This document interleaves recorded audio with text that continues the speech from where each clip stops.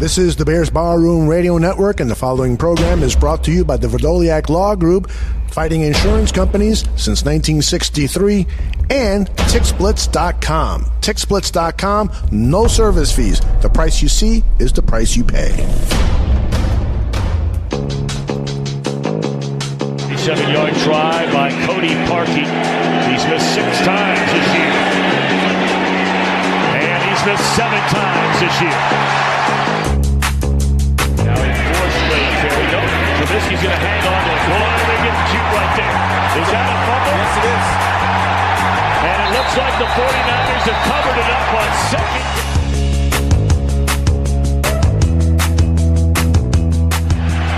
And Trubisky rolls. And it is a touchdown. Anthony Miller, his 7th touchdown of the year.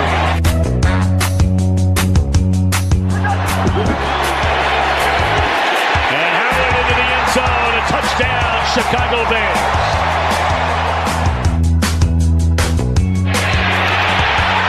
And is it intercepted?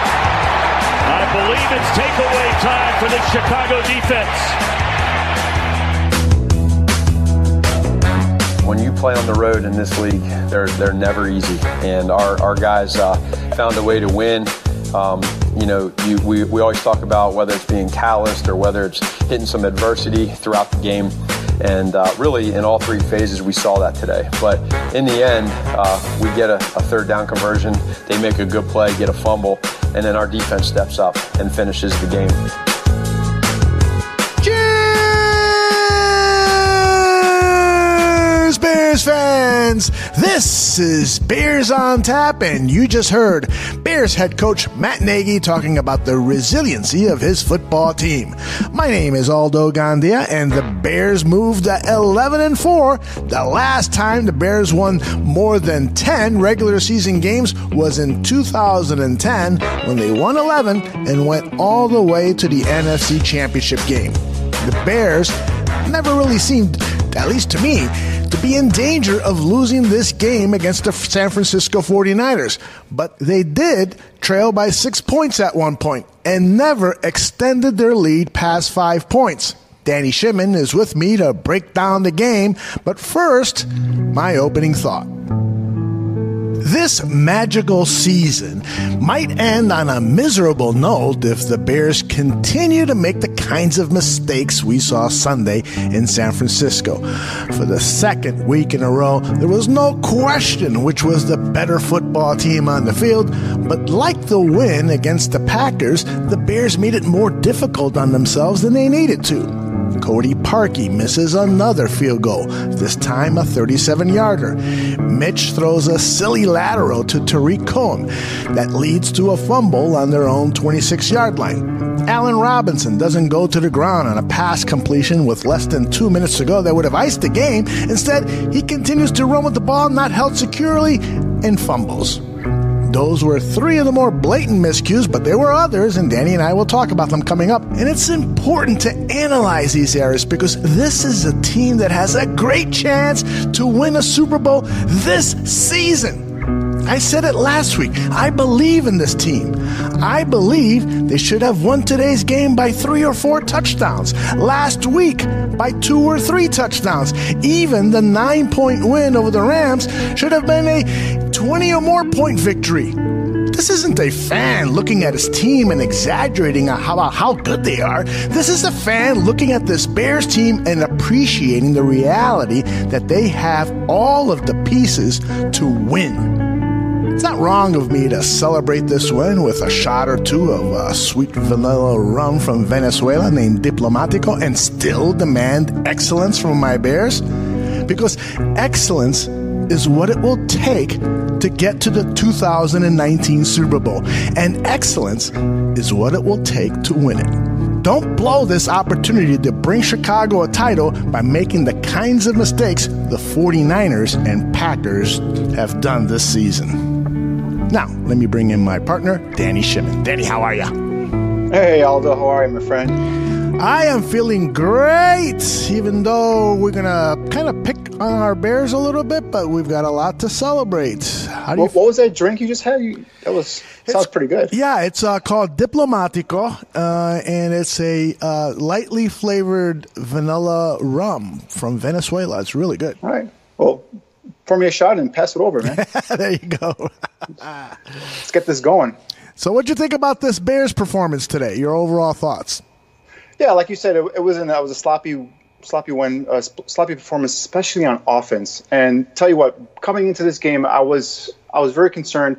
Not that the Bears were going to, quote unquote, lose this game, but they had a chance to lose this game, and only because they had such a big emotional game last week. Beating their rival at home, clinching the NFC North, and then they had players being elected to the Pro Bowl, and this game was like a letdown. Yes, they're still going for a chance to clinch a first round bye, but I don't think they really. It was just like a game they wanted to get out, get in, get the victory, and get out without any major injuries. So I was a little bit worried coming into the game. They started off offensively, sloppy with some of these turnovers that you mentioned in the opening statement there, but. And if you look at the stats, the Bears pretty much beat the 49ers in every single stat out there. Mm-hmm. And then, it just had to grind this victory out. It's just an NFL game that you on the road that you go out and you just grind. When you're not playing your best, and you're not playing your best, but you still have to grind out a victory. And that's what they did. They went out there, and good teams do this, guys. Good teams go out on the road and they grind out victories because, at the end of the day, if you win by 1, by 2 points, or by 50 points, it doesn't matter. A win's a win. And right now they got themselves to win. They're still alive technically for that opportunity or chance to clinch a first round bye. Albeit now these same 49ers have to go out to LA and try and beat those Rams, which to me is a pretty much a long shot. So but technically they're still out there. They still have a chance out there to get that first round bye. So but they got a victory, they secured it.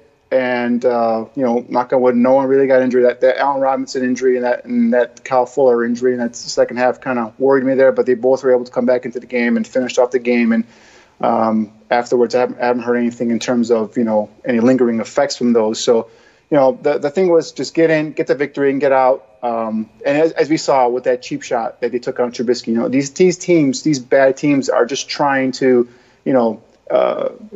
do something and show something for their miserable seasons. And the 49ers, took a cheap shot there at Trubisky, and they'll claim it's all them just playing to the whistle or playing hard. But no, that was a cheap shot. No need for that hit. And you saw how the Bears, especially his receivers, came to his defense. So, the things like that. You just want to get in, get out with the victory. Don't get hurt, and just let's move on to next week. Can't underestimate how difficult it is to travel cross country, go to San Francisco, and beat a team that has won 2 games in a row prior to this week, beating the Seattle Seahawks, who currently are beating the Kansas City Chiefs 30-20 with 7.5 minutes to go on Sunday Night Football. So, this was not a gimme win, but, Nope. My theme of, let's stop with the mistakes, I think still holds true, just simply because you're going to need defect-free football to win championships. Now, Mitch Trubisky had a solid game, like CB Fan says in the chat room. He was 16 out of 17 in the second half. He really looked good at times. In the first half, there were a couple of mistakes. I want to pinpoint both of them. Now, one was not an issue in the game. He threw an interception in the end zone that was negated by penalty to Seattle Seahawks by the San Francisco 49ers. And then there was a touchdown pass to Anthony Miller shortly thereafter. So, but nonetheless, it was an ugly looking interception, and Mitch was asked about it after the game. This was his thinking process during that play. Yeah, really lucky it got negated. Just really, I was just scrambling around doing too much, and I probably could have just ran and got out of bounds looking back on it. And the ball just didn't come out the right way I wanted to. I wanted to go right over that guy. But, it was just lucky it got negated. So sometimes that happens when you scramble around. You risk a hold on both sides of the ball.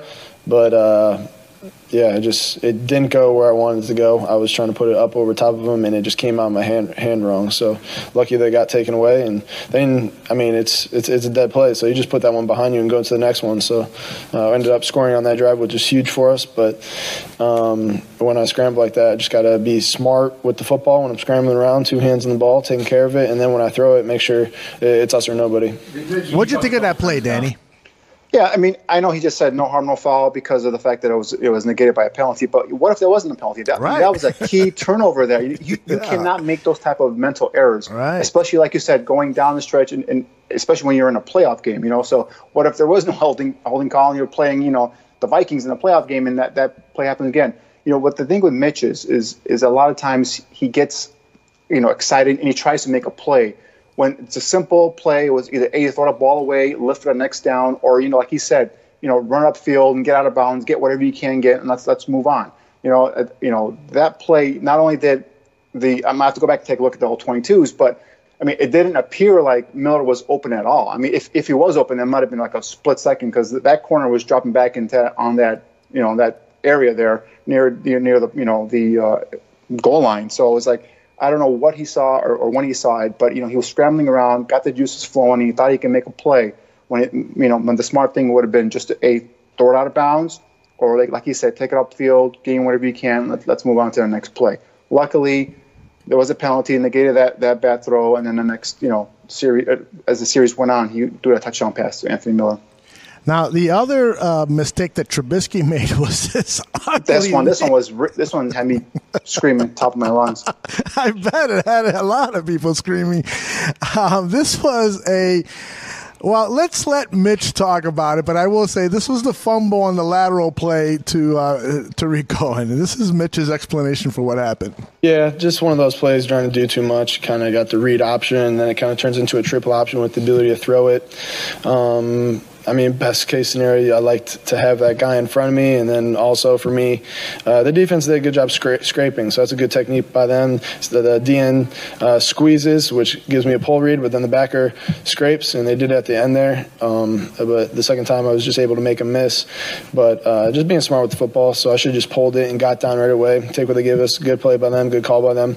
And then we just got to have other plays off of that play to make the defense pay. So sometimes they get you, and you just got to be smart with the football, and that was one of the situations where I could have made a better decision after I pulled it. Probably one of the dumbest decisions he made this season.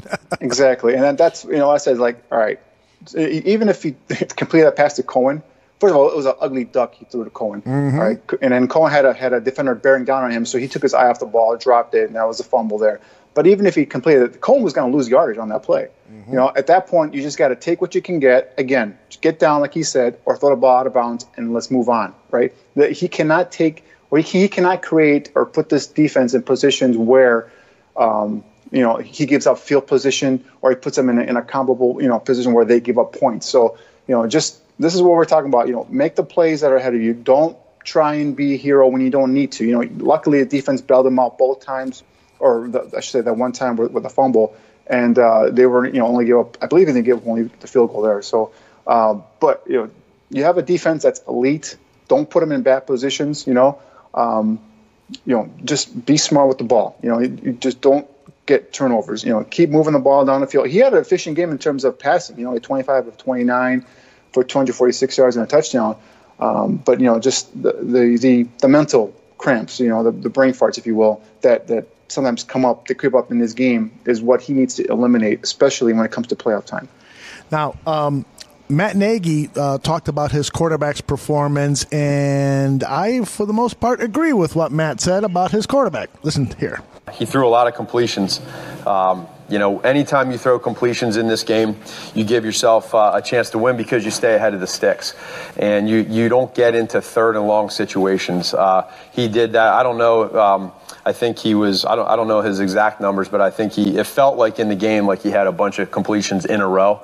And when you do that in this league, good things happen. And he made some big-time throws there at the end of the game on 3rd and 5 and then 3rd and 4 or 5 to A-Rob. And he's now taking that next step, and I love to see it.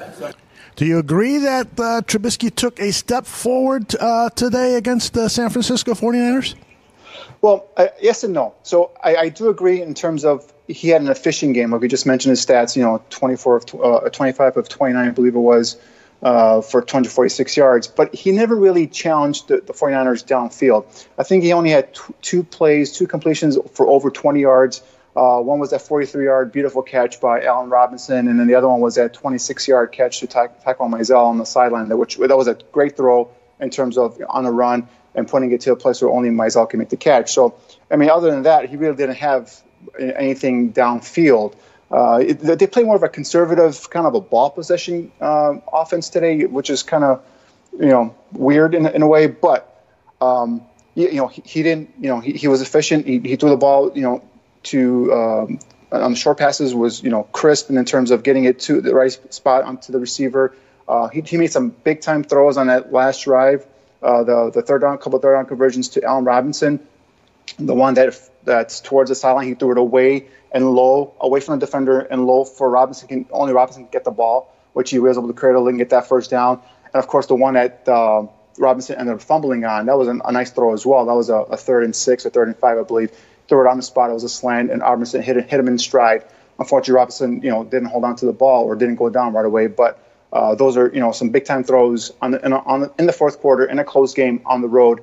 And, so that right there, to me is progression. He's getting better there. The other thing was, like we mentioned earlier, some of those mental mistakes that I just don't want to see him making now in week 16 of an NFL season. So, but yes, I do see some good positives. I saw some negatives, but, a majority, I'd say it was more positive than negative. This is Trubisky talking about his touchdown pass to Anthony Miller, which again happened after that interception was negated. So it was good to see him bounce back and complete that touchdown pass. This is what he had to say about that play.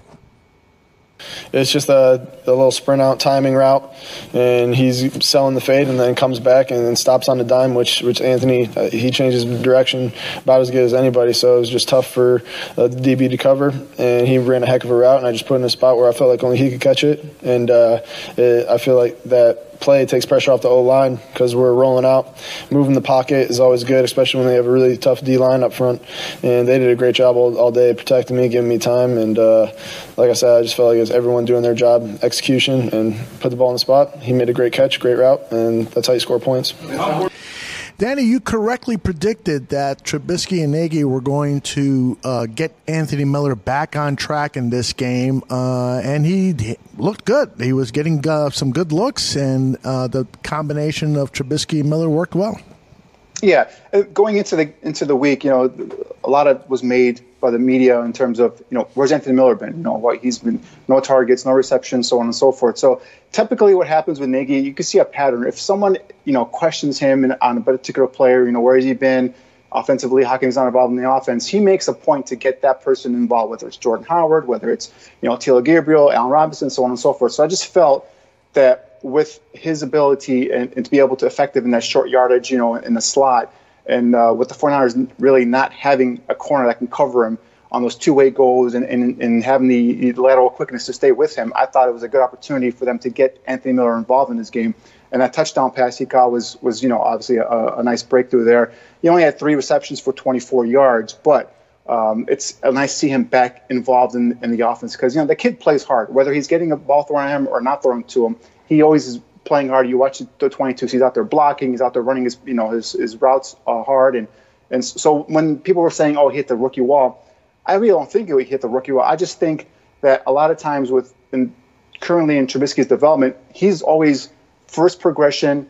If you're not the primary option in this progression, he tends to kind of struggle right now in going to second and third. It's hit or miss. I don't want to say struggle because that makes it more of a negative tone, but I don't want to say it's negative. He struggles going to a second and third option sometimes. So a lot of times Miller, if he's not the first option, it's hard for Trubisky to find him. So I don't think Miller's hit that rookie wall yet, but I just thought coming in today, that they were going to run some plays specifically for Anthony Miller where he was the number one option to get him going again because they're going to need him.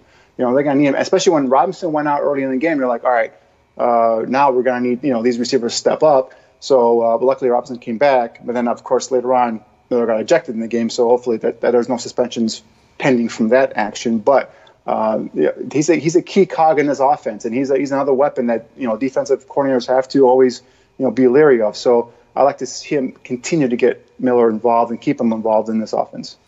Yeah, I think that the thing with Miller it wasn't so much that he was hitting the rookie wall, but it was that he went through a period where he was getting sloppy with his route running, and that infuriates Mike Furry, the wide receivers coach, and Matt Nagy too, because that's the kind of stuff that leads to turnovers. When Trubisky is expecting you to run a 7-yard in and you're making it a 9-yard in or whatever it is, it's just creates an out-of-sync offense. And so I think that he was put in the doghouse a little bit because of that. It wasn't so much that he was performing poorly as much as it was he was just getting sloppy with some of the route running from what I understand. I disagree with that, because typically when you're in a doghouse, you don't get as many snaps. He was still getting the same amount of snaps. He wasn't getting the ball coming his way. So that to me tells me it's the quarterback going through his progression and not going to that receiver. Yeah, I don't have the snap count in front of me, but his snaps actually went down,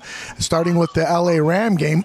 Pardon me, where he had only 29 snaps, and that's the first of a couple of games where he was seeing a greatly reduced snap count. I started with the Rams game, so I disagree with you there. I can pull out the stats. I don't have them handy, but his snap count did go down.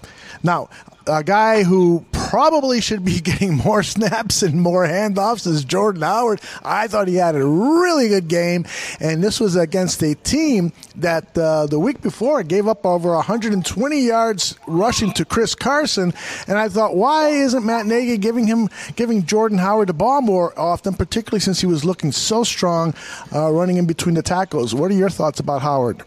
Exactly. I mean, the first half you just feel like, oh my God, Howard's going to have a 100-yard game here today, and then all of a sudden you look at his stats at the end of the game. He's only had 13 carries for 53 yards, averaging 4.1 yard, a carry. You know how I feel about Jordan Howard. You give this kid 25 carries a game, I think you come out on top with the victory. Most of the time. So as a tandem, Howard and Cohen only had 19 carries. So for a team, including the other rushes, we've been throwing Trubisky and the jet sweeps to the receivers, so on and so forth. Mm-hmm. They had 28 rushes as a team on a whole, for 90 yards. So, these are the kind of games where you got to grind it out. Offensively, you're, like we said earlier, you're kind of sloppy. You're not really hitting on all cylinders. Just hand the ball off. And like I said, Jordan Howard was, gaining averaging 4 yards per carry. So, got to keep feeding that guy, keep feeding him. But it's something that we've been talking about all year. Something I don't think it's going to stop, right? I think it's comes and goes. There'll be games where he feeds them, 15 to 17 carries, and he gets 100 yards or close to 100 yards, and we're like, all right, the ground game's back. And then there's games like this where you feel like Howard should be getting 15 to 17 and 20 or more carries, and he just doesn't get it. So it's Matt Nagy. It's his play calling. We've talked about before in previous weeks. We're really not going to question his play calling, but there are times where he's kind of like scratching our heads, like, why is he giving up on the run so quickly? So at no point where the Bears down by double digits or big time where they have to give up on the run and start throwing the ball all over the field. But again, it is what it is. Allen Robinson, I thought, had a great game today. It was unfortunate that after he caught that 43-yard pass that I think he landed on the ball and got the wind knocked out of him. He had to leave the game for almost a quarter, I believe, maybe a little more. But nonetheless, aside from that fumble to end the game, he played a gutty veteran game, and to me, this guy could be a real key factor in the playoffs, in the postseason, because of his veteran leadership, because of his know-how, because of his excellent hands, because of his ability to get open, because of his big playability. He's got all the tangibles to really be a key player for the Bears in postseason. Yeah, I agree. I mean, this guy is slowly but surely developing into that number one receiver on this offense. And the one thing about Allen Robinson coming over from the Jaguars last season is he had the big frame, the long arms to be able to go up and extend and catch away from his body. But the ability as a route runner is what's really impressed me. He runs really crisp, sharp routes. He always gives Trubisky a nice, clean target to throw to. And then, like we saw earlier today, he's got deceptive speed where he can beat corners one-on-one And he has a terrific ability, body control and strong hands to be able to lay out and make those difficult catches downfield. So really, really impressed with Allen Robinson so far in the season he's had. When he made that 43-yard catch downfield, again, I tweeted out, this is a terrific display of body control, strong hands, and ability to concentrate as he's going down, make that, superb catch. I got a little nervous when he went away, went out of the game. I thought possibly he might have fallen on the ball, like you said initially. I got the wind knocked out of him, but then when he took him inside, I'm like, oh, could he have hurt a rib? Could he have a cracked rib? So on and so forth. But luckily, he came back in the game, so hopefully it's nothing serious or anything like that. So that's good news right there. But yeah, definitely agree. He gives him not only a big target, but he gives him a true number one receiver. And every time those third down plays that we talked about earlier, where they converted, the one where I think it was 3rd and 2. Trubisky went to him, and then also the one that they fumbled on, again, Trubisky went him. That was his primary target. That's who the ball was going to. My only complaint about the offense is I really thought that this offense was going to take off later on this season in terms of utilizing the tight end. And something that I would like to touch upon tonight is I just feel like the tight end needs to get more involved. Now, I know Trey Burton got 5 receptions today. I believe he had 5 targets, 5 receptions for 30 yards. But, with the return of Adam Shaheen, I thought, that dual tandem there was going to, be an extra boost for the passing game. But again, we just see one catch for Shaheen. That was that 1 4-yard catch where, I thought it was a first down, but apparently the officials did not think it was a first down. But I like to see those guys get more involved. Trey Burton early on in the season, looked like the primary target or Trubisky's favorite target. But I think his opportunities have gone down as well, as we talked about earlier on with Anthony Miller. I think Burton's targets have gone down. I like to see those come up. I like to see Shaheen get more involved in the offense as well. So. Yeah, I was actually going to bring up the tight ends next, so I'm glad that you did. And my take on it is slightly different than yours. I thought that overall the tight ends were productive today. I would have liked to have seen more results out of Adam Shaheen. Obviously, like you said, he had 2 targets and only 1 catch for 4 yards. But overall, when you look at the numbers, it's 7 receptions on 8 targets with a total of 52 yards. Clearly, you'd like to see that closer to 3 digits or over 3 digits, but or into the 3 digits. But nonetheless, I thought that this was a kind of a stepping stone for the tight ends and a promise that the tight ends are going to be used more frequently in the postseason. So I'm going to look at the glass half full there, but I understand your point of view that, yeah, I'd like to see more production out of those guys. Especially when we lost Robinson for the majority of the first half. I figured we'd see more Burton, more Shaheen in there, but we didn't. And especially when you get down in the goal line, the red zone area, as we've seen before, Shaheen's a huge target there. He's a huge weapon. I just like to see them utilize him more. I just feel like he's not being utilized as much. So that's something that hopefully that develops as we go on. Here as we get into the playoffs as well. So that's one area where I think the Bears can improve on. Is utilizing the tight ends more, in my opinion. And I lost my train of thought. Had something to do with the offense before I turn it over to defense. Have another shot, maybe you'll get it back. Oh, okay. Let me do that right now.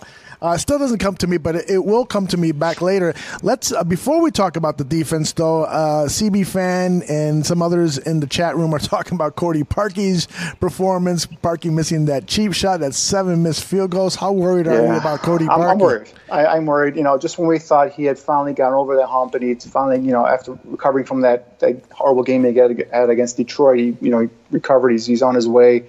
He misses a chip shot, 37-yarder. I mean, these are. We're just kind of like glancing over them because the Bears are, luckily winning and overcoming these misses. But man, it comes down to this playoff game. These scoring in the playoffs is crucial, and it doesn't come as easy as some of these regular season games are. So these 3 points are going to be huge, and I would hate to see the Bears lose that playoff game potentially because this kid missed a field goal. Now. We've grown accustomed to anything beyond 50. It's a coin toss, right? We don't know if he's going to make it or not.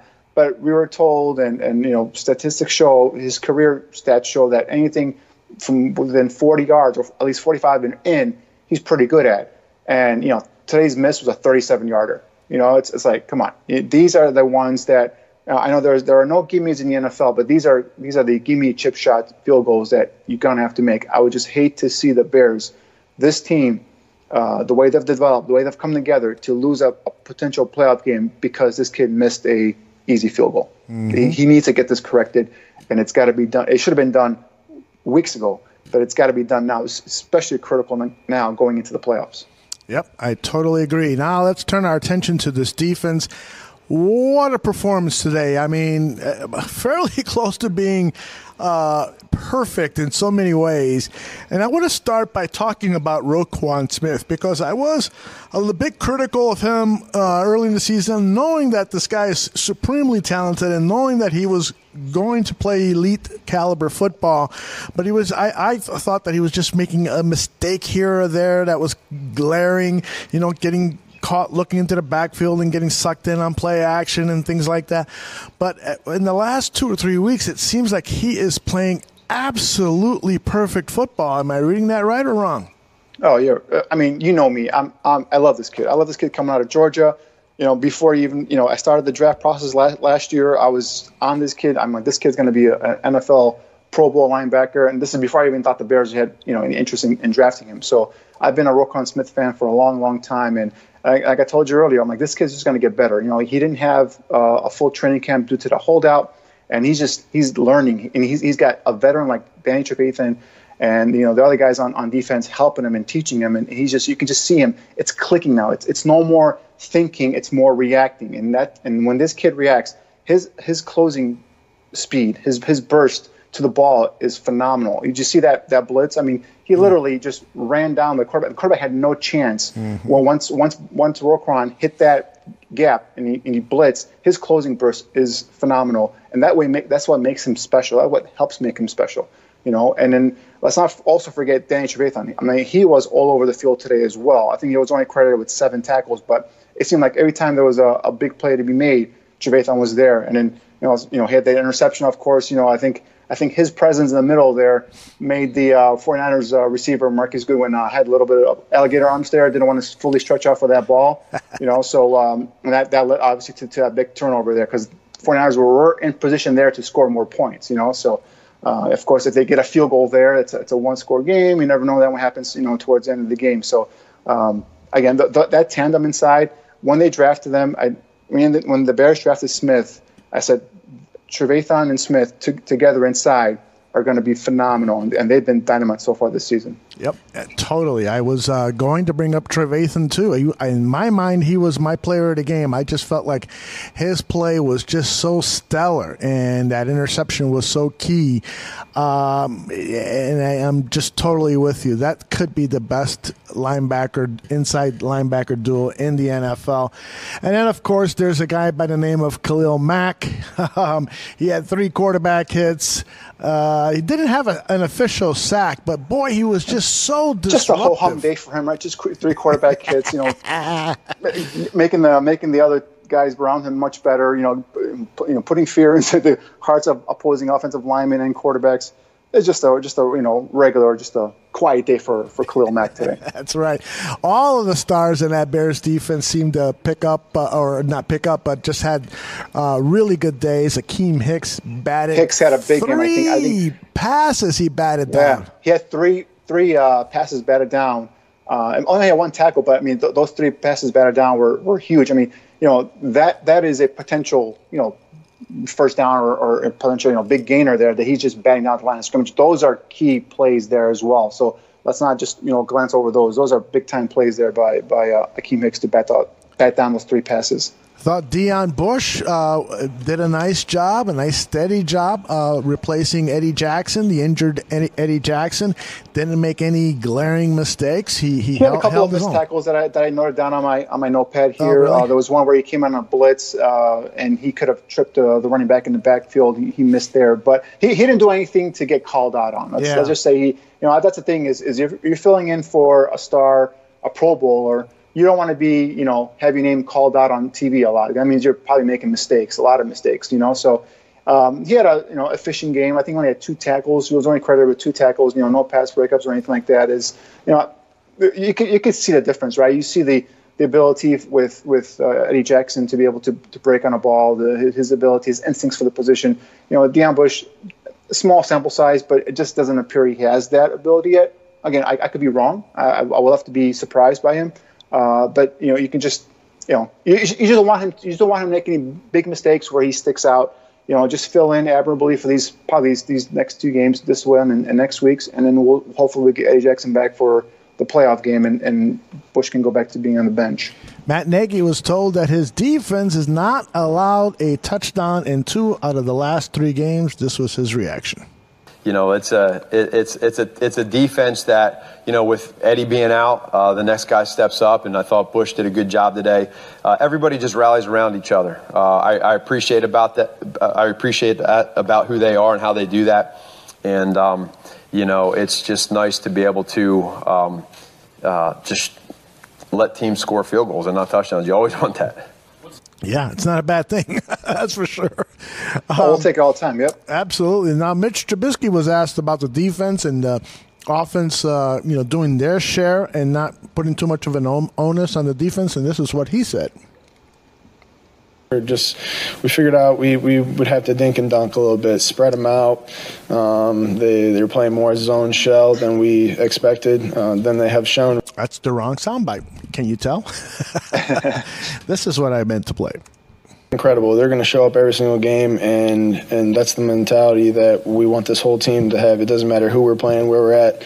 You got to make the other team earn it every single snap. And for us on offense, it's just we got to do our part as well, because we're a family and we want to take care of those guys, take a lot of pressure off of them, and score a lot of points so they don't have to play all world every single week. But that's the standard that they've come to hold themselves to, and we just want to higher that standard on offense as well. So if you just come to expect things and the standard is higher, then you have a different way of doing things, and that's how you get that culture shift within the locker room. You just have higher expectations, and it's not like, oh, there's pressure on offense, there's pressure on defense. It's just we're out here playing together. So for offense, we want to create that rhythm, score more points, but to what we expect out of that defense, they're going to come ready to play every single week, and we're going to have their back, and we just got to continue to find ways to win football games. But it's awesome to see what they do every single week. So we know if we take care of the football, put some points up, they're going to play amazing games like that and pitch no touchdown games.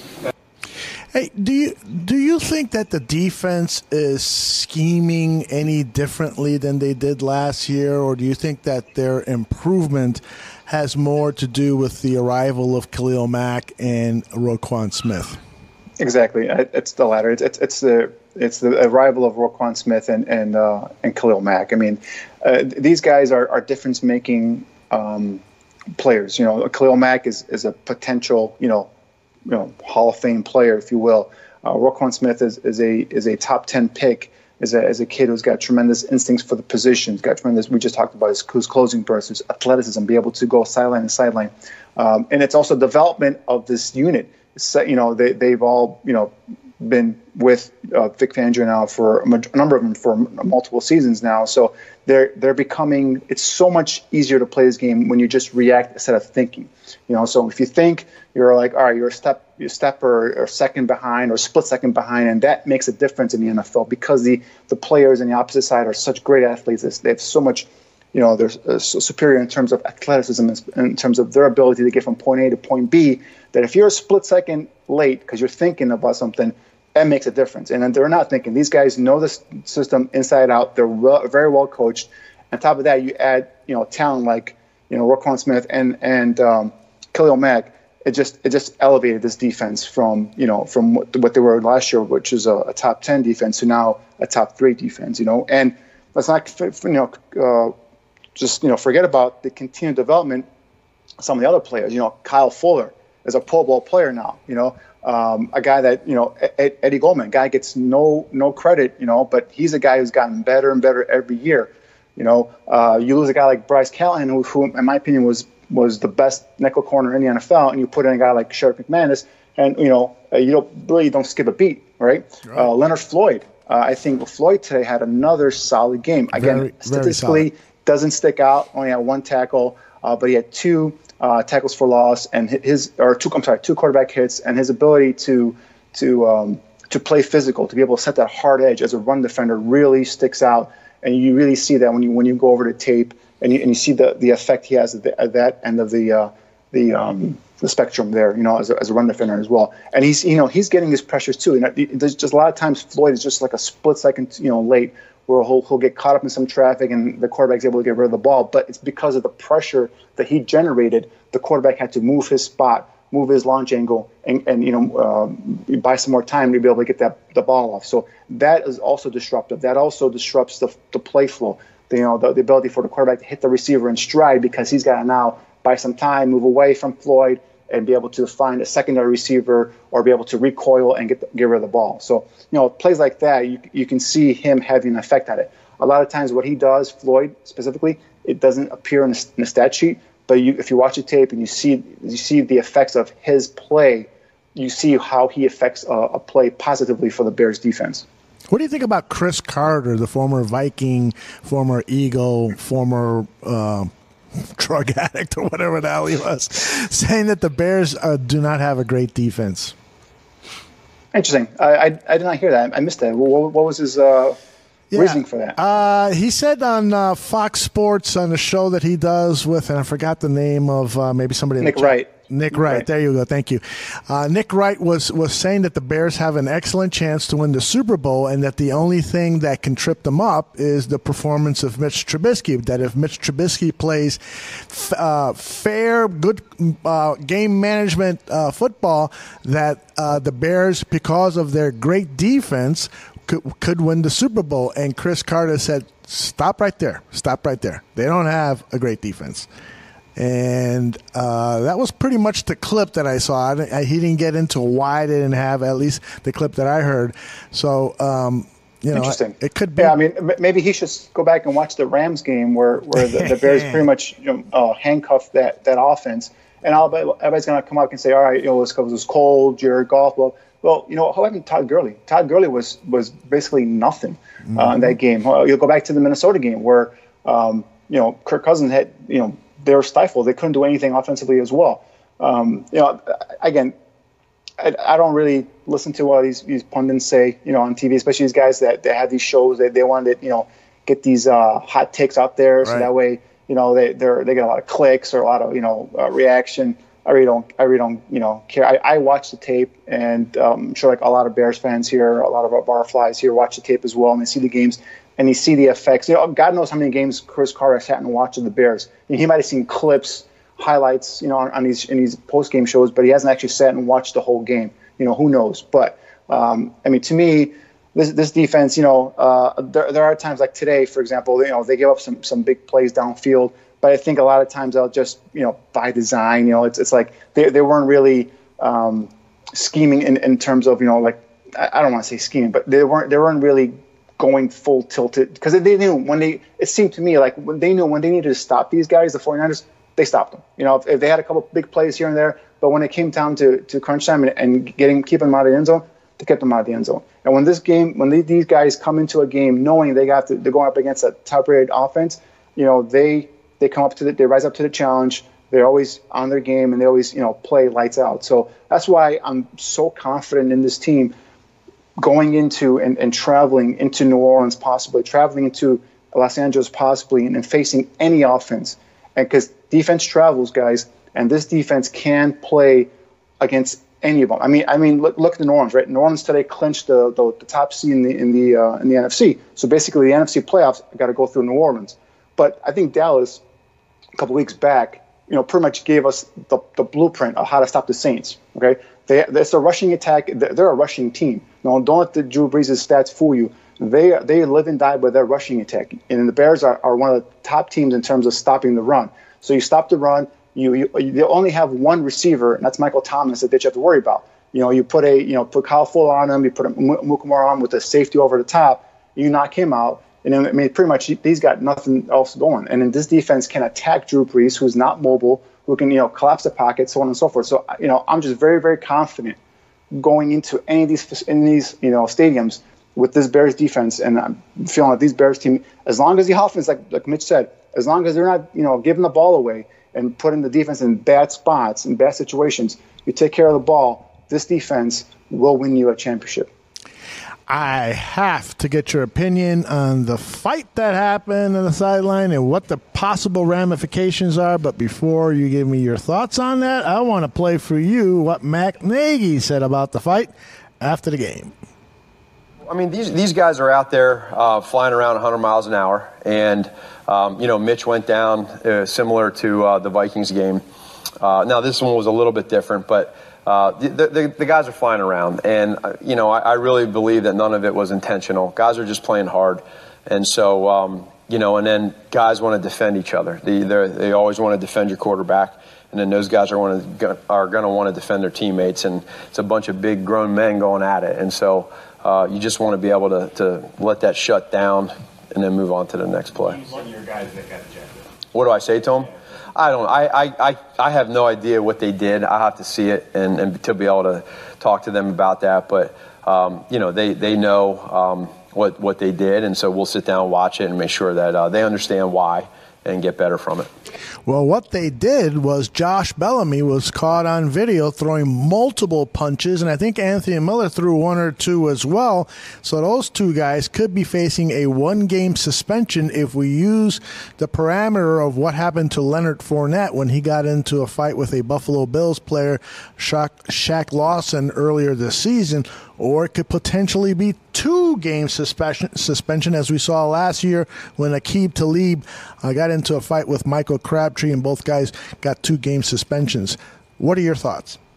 That was my initial reaction, was when I saw those guys throwing those punches, I'm like, guys, we can't get suspended for multiple games here because, that obviously would lead into the playoff game here. So my initial thought when I saw the play, I'm like, cheap shot, dirty hit. This is what happens with these teams that are, have nothing to play for. They're just, they do these things and they claim that they're playing to the whistle, playing hard, and they try and take these cheap shots. And but going back and looking at the replay and slowing it down, he did kind of raise up his arms and it kind of just bumped him down. And I think it just his momentum falling on top of Mitch made it look worse than what it was, I believe.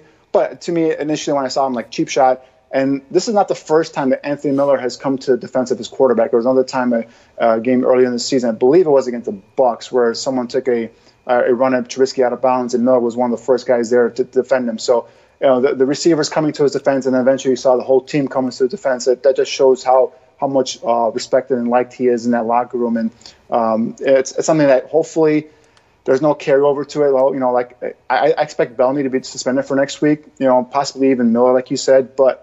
I just hope it doesn't carry off into the playoffs, because that would suck to lose both players.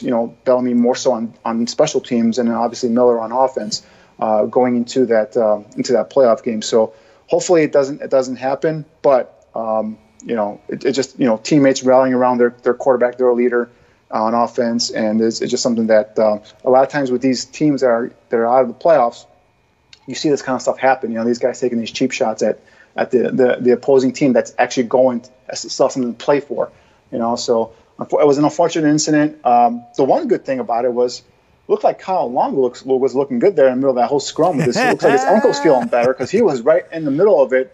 I mean, he was playing he was a peacemaker, it looked like, but didn't like he had any effects on the ankle. So maybe he's slated to come back sooner than we thought, huh?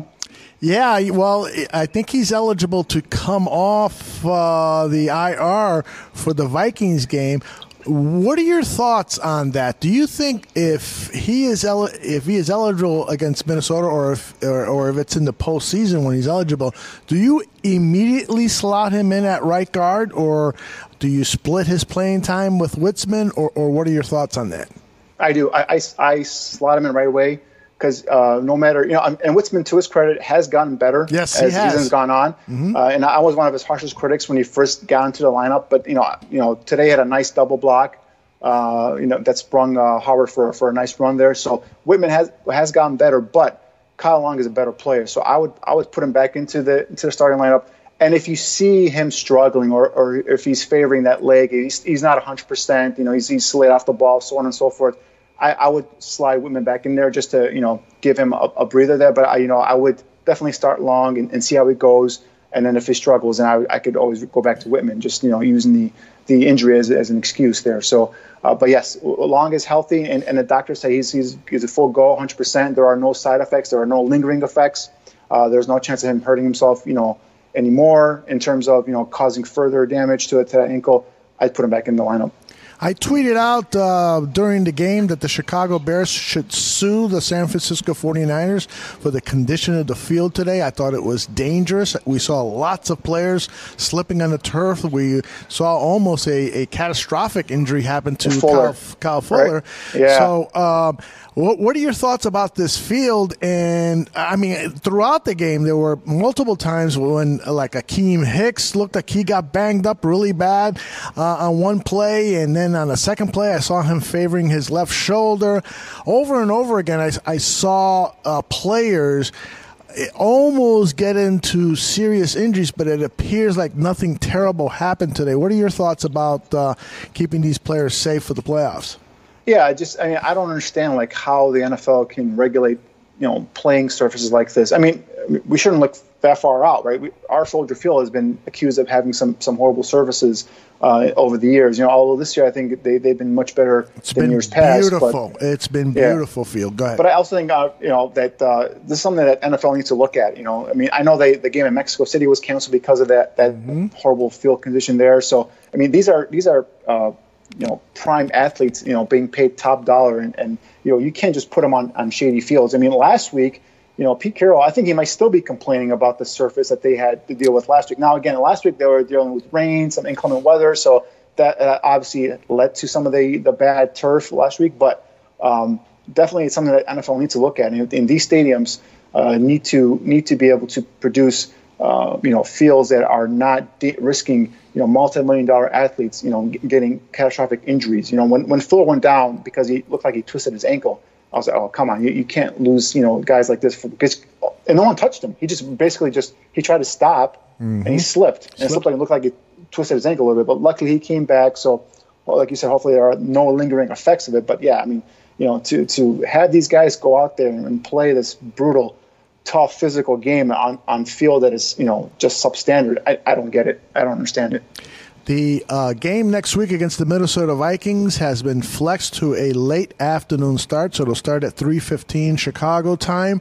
And Matt Nagy was asked about perhaps resting players for that final game and keeping them safe for the playoffs, but with the possibility of a first-round bye still on the line. This is what he said. If we were in a position where, you just can't move, you can't move at all seed-wise, and you were just locked in, then I think that's something that you got to discuss. But we're not in that. I don't think we are, unless something happened different. We're not in that position. So we got to play to win, and I kind of like that. I don't mind that at all, and I think that our guys will probably like it, and it just kind of keeps you going as you were fortunate enough to make it to the playoffs. It keeps you going in that rhythm. So unless the Bears find out that they are eliminated, they're going to go with their stars, and that's the way it should be. You don't hand over a first-round bye just to keep guys safe for the playoffs. That's not anything that should even cross the coach's mind. Yeah, I'm kind of torn on this, Aldo, and I really? like to see. Yeah, So this is what I'm saying. All right, so the Bears are flexed. So now the Bears and the Rams both start at 3:25, or they're the late afternoon game, right? Right. So now it's like, no team's gonna know what the other team did, so on and so forth. Because then the Rams, if the Bears had lost, for example, if they played at noon, they lost. Rams like, all right, so we've clinched number 2 seed, we can rest our guys. But if the Bears are won, vice versa, they play their guys. So I think the NFL wanted it specifically to have both teams go at the same time, so that way neither one would rest starters or whatnot. So, but the way I look at it is the Rams are playing the 49ers at home. The chances of them beating the 49ers, who, come on, it's the last week of the season, they're not going anywhere. Chances of them actually going upsetting the Rams in LA are, in my opinion, are slim, right? Now, the Bears are going to play the Vikings in Minnesota. All right, this is the same team that hurt Mitch's shoulder, a couple weeks ago. Not saying they're going to hurt him again, but there's a possibility you're going to play the Vikings again the following week in the wild card game. So it's like, do you want to play this team again now and instead of just resting your starters and taking that quote unquote bye that you're not going to possibly get because of the Rams are most likely going to win? But then again, you don't want to just give up a victory, right? Especially to a division rival. and if you do face them, they have a little more confidence maybe because they beat you. So that's why I'm kind of torn. I'm like, I want them to go out there and beat the Vikings, and then like, all right, you guys come back here next week, we're going to beat you again. But then some people say it's hard to beat a team 3 times in 1 year. So that's why I'm torn. It's like, I don't know what I really prefer here. So I'm kind of curious to see what your take is on this. All right, well, I'll tell you what my take is. This is what the greatest thing about sports is. You play to win the game. Hello?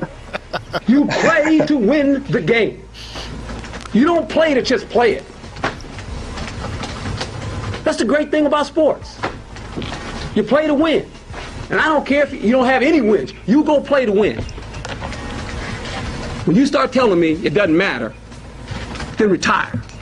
There you go. That's how I feel. Uncle Herm, that's one of the best sound bites of all time. It really is. And then when he goes, hello. Yeah, that's the thing. It's like I don't really want to just give up a victory to Minnesota, but also I also want this team to be ready to go the following week, at 100% healthy, and so on and so forth. So that's what I'm saying. Like I'm kind of torn. And then again, if a miracle happens and 49ers beat the Rams, then you go, oh man, you could have had a chance to clinch a first round bye. And so that's the thing. That's why I'm torn. I'm not really. Initially I was coming into the week. I'm like, let's just win this game, and well, if the Rams win it today, probably forget it. Let's rest next week and use that as a bye.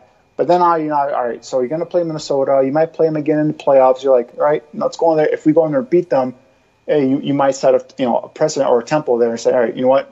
You might get into their mind, saying we can't beat these guys, so on and so forth. But I don't know. So I'm pretty torn on this one. Yeah, I can see why you are. I'd love for the team to go into the playoffs totally healthy, and so why risk a guy like Khalil Mack and if a guy like Akeem Hicks really did or Kyle Fuller does have a tender ankle, why throw him out there?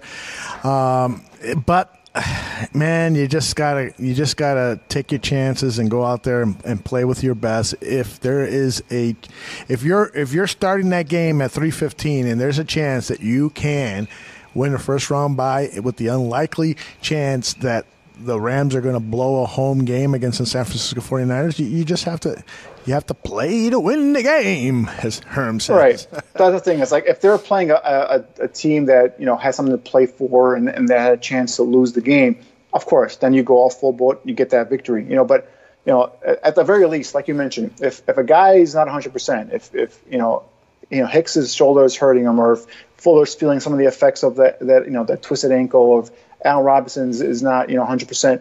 I would rest those guys. I wouldn't play them. And I totally don't expect to see either Errol Lynch or Eddie Jackson play this week either. So if anybody is nursing an injury, if there's any chance that that you can get worse by playing, I definitely would sit those guys and just take my chances with the backups. So again, I want them to win the game, but also I want them to be safe and I want them to be smart for that upcoming playoff game coming up the following week. So that's why I want to use this week 17 as the quote unquote bye week, if you will. CB Fan earlier in the chat room was talking about the officiating, so I can't let you get out of here without you talking about the officiating. Do you think that this was one of the worst officiated games against the Chicago Bears, or just on par with what we've seen the rest of the season, which is pretty awful officiating? I think it's on par. I mean, and you and I have discussed this, previous weeks as well. I mean, it's week after week, and it's not only the Bears. I mean, I've seen it watching other games. Some calls are just ridiculous. It's just like at this point now, I don't even know what they're looking at, to be honest with you. I mean, there's a number of holding calls that wasn't called today against both teams. That Shaheen one where I thought he had stretched the ball out past the first down marker, or at least to the first down marker. I know Nagy challenged it, and that was still upheld. I didn't understand that part either. I mean, there's a number of plays that you go through a game, not only a Bears game, like I said, the other games that you're like, what are you guys doing? What are you talking about? But, it's, again, until these guys are hired as full-time officials and all they do is just, officiate NFL games and then in the offseason work on that craft to get better, I don't see how this is going to get better in the future. And it's not only that, because I agree with you, that you need officials who are going to work 40 hours a week for 48 weeks a year on their craft, on communicating with one another, on going over scenarios, on making sure they know that rule book, which gets fatter and fatter every year, and not smaller and smaller, which it should. They need full-time officials, not guys who are insurance salesmen, to make the majority of their money. The officiating crew today had a principal from a middle school, an insurance agent, and so forth. That's just ridiculous. But the other thing that really drives me crazy is that they rely on the broadcast cameras for instant replay reviews. So today, the Fox crew had fewer cameras covering the Bears 49ers game than they had on some of their other games. So what that means is that there are other games in the NFL that are getting better officiating because they've got 30 cameras covering the action as opposed to the 12 that were covering the Chicago Bears game. That's unfair. You're not officiating all games the same. And to take care of this problem, the NFL should not be relying on broadcast cameras to do the officiating, the replay officials. They should be relying on their own specially placed cameras to cover the action for officiating. The broadcast cameras, they're trying to cover the game in an entertaining way. If you want to rely on their cameras to help you officiate, then you got to sit down with them and say, okay, we want a camera here, we want a camera here, we want a camera here, we want a camera here, and take $1 million off of the money that you give us in order to cover this, or whatever. What my point is that this is unfair. Some games are being better officiating because they have more cameras than others, and we saw that today with the Adam Shaheen play. There was not a camera at the line of scrimmage to tell us whether that ball had crossed the first down marker, and it was a costly play. Exactly, and that's, like I said, that's an unfair advantage because your game is not a higher rated game in terms of what they're expecting an audience viewing to be, because there are other bigger games. So they get the big broadcast team, they get the more cameras. That's unfair. Luckily that was reversed, but that fumble that they called on Allen Robinson, the first one where his knee was down, if there wasn't replay there, that would have been a fumble. Mm-hmm. There was a pass interference called on McManus in the end zone that wasn't pass interference, but then luckily they all got together and discussed it and wiped it off. I mean, it's like at this point now they're just throwing flags and saying, all right, if I'm wrong, they're gonna challenge it, or they're gonna reverse it via the cameras. But again, if that's the case, there are enough cameras to catch all angles, like the Shaheen play, and then now the team is at disadvantage. The Bears lose challenges because there wasn't there wasn't a good angle to prove that Shaheen had gotten to the first down marker.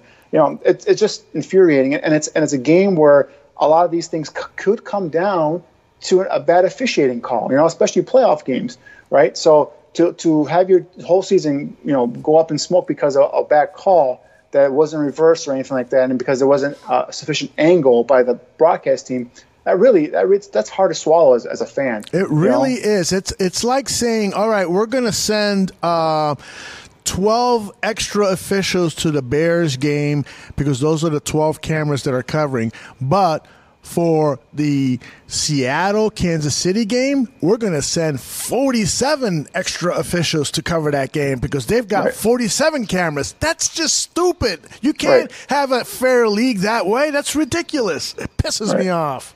Right, and until, like we said earlier, until they have these guys, work on this craft, and that might not even resolve the problem, but at least I think that would go a big step towards helping resolve the issue. Yep. Is these guys are not worrying about, like you said, their other jobs, insurance salesmen or whatever. They're actually working on this during the season, and then after the season they're actually going to, if it's training or whatever they want to do to continue working on their craft, to continue to get better, to continue to learn what to look for, so on and so forth. Again, that's not saying that's going to resolve the issue and it's going to be all the calls are going to be 100% accurate, but I think it's going to go a big step towards resolving a lot of these calls that are just mind-boggling at times. It's like how many times does Akeem Hicks and Khalil Mack have to get held, right? And then you see a flip side. You see a holding call being called on someone that's not even, or that pass interference, offensive pass interference on Allen Robinson. I mean, the guy didn't fully extend his arm out. I don't know what they're talking about, So it's stuff like that drives me crazy, and just the unbalance, where it's like now every week now you have to kind of go and see, who's the officiating crew you're going to get. How's his crew rating? Do they call a lot of holding calls? Do they call a lot of pass interference calls? You have to kind of game plan your game as to what the officiating crew is known to call. That's not fair. That's not playing on an equal playing field, in my opinion. That is so true. All right, Danny, take a look at your notes and make sure that you talked about everything you want to talk about. While you're doing that, I'm going to let people know that Bears Hour Live this week is being moved from Monday to Wednesday because tomorrow is Christmas Eve. Monday is Christmas Eve. So Draft Dr. Phil is going to spend it with his family, his 4 beautiful kids, his lovely wife. And let's see, what else in terms of schedule changes? Bears 100 Proof will record on Thursday, so it'll be on your podcast stream on Friday, just like it was this past week. There'll be other schedule changes as things arise, and as we get closer to playoffs, we hope to provide you with some more coverage here on Mixlr.com, the live feed of our shows, and some more stuff on podcasts. We'll announce that stuff as we get that finalized. Mr. Danny Sherman, anything else on your list you want to touch on before we say goodbye? No, I think we did a great job of hitting all angles in terms of the Bears' play this week and this victory over the 49ers. The one thing I did notice is in the second half, the Bears only really had 3 drives, if you think about it, because the last one they basically would just nail the ball. But what they did is what I liked and I saw here is they just strung out plays. They have 3 drives of 12 plays, 8 plays, and 11 plays, and they took up over almost 20 minutes of clock time there. And I like that because when you get down to the playoffs, scoring might be down to a limit there. So, being able to hold on to the ball, possessing the ball, and getting first downs, churning up those first downs will be key. So I do like seeing that, and I do like them, having Matt Nagy being able to incorporate some of the short passes along with the running game to be able to extend drives. So that's something I did like. I did see them today. So that's something. And then they dominated time possession versus the 49ers. I think they had it was like 35 minutes for the Bears and like only 23 minutes for the 49ers. So stuff like that, I do like seeing them develop as this offense continues to progress. Danny, I am so glad that you brought that up because on that drive that they needed to ice the game that unfortunately Allen Robinson fumbled on, that drive was headed towards being one of the most impressive drives of the entire season for the Chicago Bears. It was, it was an 11-play drive, 52 yards, yeah. Yes, 5 minutes and 45 seconds taken off the clock. If only Allen Robinson would have gone to the ground to secure the ball, that would have been one of the most impressive drives. And what Mitch Trubisky did in that final drive was nothing short of excellent. Right. I was a little bit concerned with the play calling that they weren't running Jordan Howard and so forth, but everything that Nagy called on that drive was worked to perfection with the exception of that fumble play. Right. It was all short passes. It was all within 10, 15 yards of the line of scrimmage. It was the design was to get the ball in the hands of the playmakers and let them do what they do best. But, not only I agree with you on that drive, but how about the first drive of the second half?